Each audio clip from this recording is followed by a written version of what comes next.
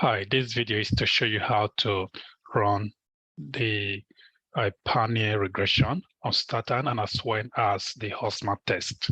So I'm basically going to focus on the Hausman test in this tutorial. First, I will show you the data that I have on this Staten. As you can see from here, these are the variables, but here is the data. It's already clean. I use Power BI and a spreadsheet to clean this data that I collected from Refinitiv Econ. As you can see from here, this data is well organized, and this is how your data should look like.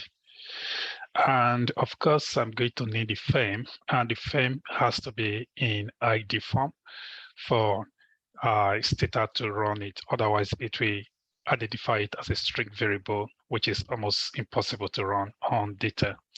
So when I create ID for the frame, it's going to appear in this column.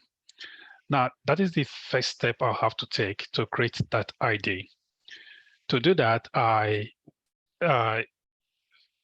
perhaps the first step is actually to create a log whereby all the formula that I perform here will be saved.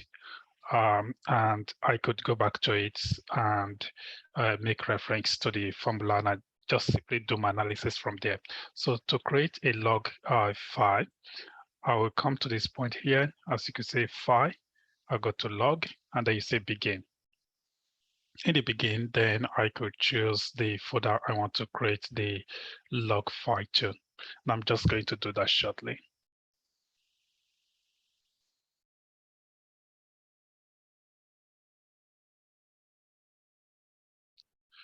So actually, I created this log file earlier for this project. I'll simply use this log file again.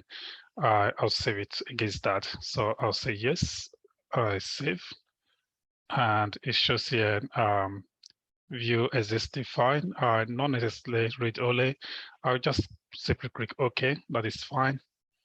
So that has saved the log and the formula that are okay here, so that next time when I upload the same project, I could simply command the analysis from the log file. Now to start, I will create an ID for the frame. And to do that, I will use the options here, which is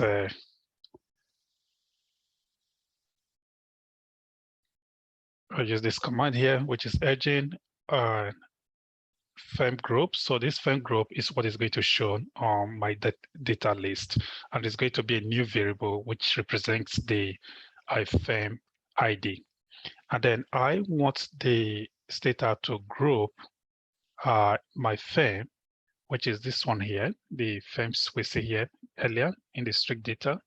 I'll just go back to the data. As we could see that close this dialog. We could see that here. So I want my data to group this frame list here. So I will have to use this formula group the frames in parentheses. I could simply, what I would do here to make this easier for me and for you to see what I'm doing, I'll bring this frame here because this is what I want data to group.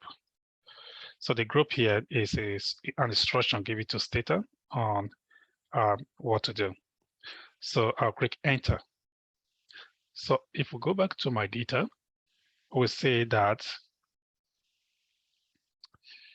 the ID has been created for ID frames. So if we scroll all the way down, we see different IDs for the frames.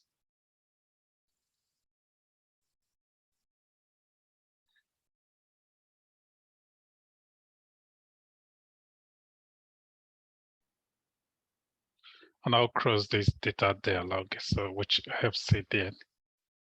Next, I will set my data of variables as permanent data. So to do that, I am going to use a command which is start frame and year. So that the frame will be the one that I've just the ID I've just created, which is the command st set. So the firm here is this group which I've just created, and then the year here is the year which is here on my data.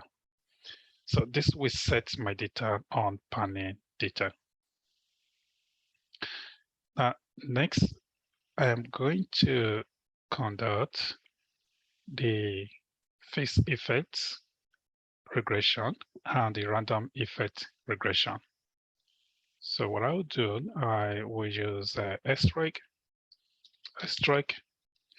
and I want to regress my variables against the ESG.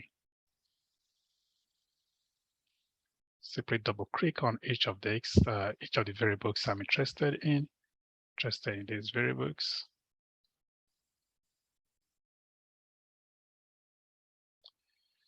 And then I'll simply if I want to control for year, and I write I year.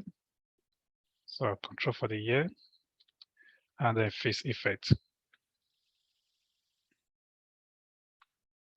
So that'll give me my phase effect regression.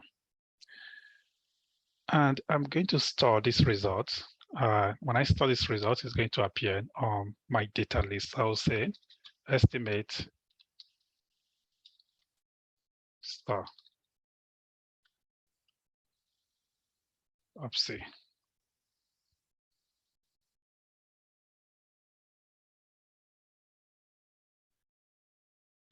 We should actually include the estimate here, which is estimate star phase effects. So I'm going to run this phase effects once again, and then run the phase effect regression, and that's my result. I will say estimate star phase effect. And then that will store my phase effect. When I go to look at the data, whether I stored, again, I'll go back to the extreme end.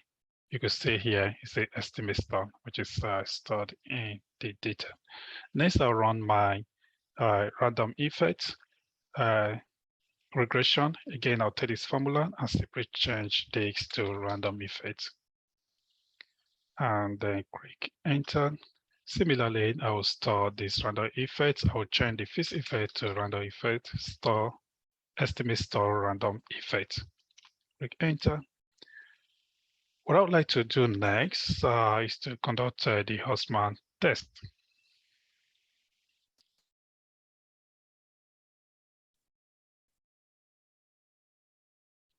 So in this case, I'll type the Hausman test command, HUXMAN, and I'll say phase effect and random effect, enter. So basically here is my results. Great. So as I can see from here, the p-value is less than 0.5. So in this case, I am likely to go with phase effect instead of random effect. So basically, my results I should rely on should be the phase effect. If this was greater than 0.5, then in this case, I'll use the random effect method. Thank you.